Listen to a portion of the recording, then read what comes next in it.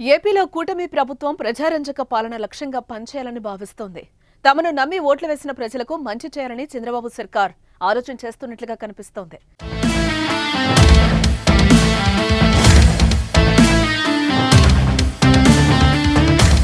ప్రధానంగా మేనిఫెస్టోలో ఇచ్చిన హామీలను త్వరగా అమలు చేసేందుకు రంగం సిద్ధం చేస్తోంది ప్రభుత్వం. ఒకవైపు బడ్జెట్ భయపెడుతున్నా చంద్రబాబు మాత్రం ఇచ్చిన హామీలను అమలు చేయడానికి మాత్రం ముందడిగే వేస్తున్నారు.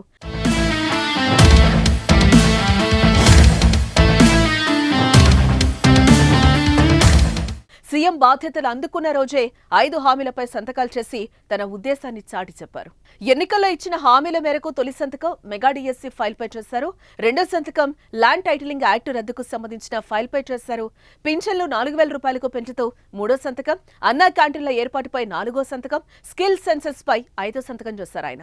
ఇక త్వరలో మిగిలిన హామీలు కూడా త్వరగా ప్రజలకు అందించాలని కసరత్తులు చేస్తున్నట్లుగా తెలుస్తోంది. ఆ వరుసలో ముందుగా ఆడబిడ్డ నిధి ఉన్నట్టుగా తెలుస్తోంది.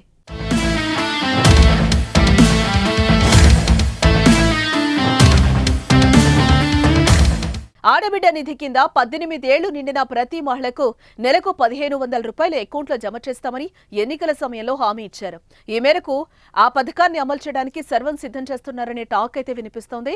సోషల్ మీడియాలో ఆడబిడ్డ నిధి పథకానికి సంబంధించి కొన్ని వార్తలైతే ప్రస్తుతం వైరల్ అవుతున్నాయి. పథకానికి అర్హతలు, ధృవపత్రాలకు సంబంధించిన విషయాలు కొందరు పోస్టు చేస్తున్నారు.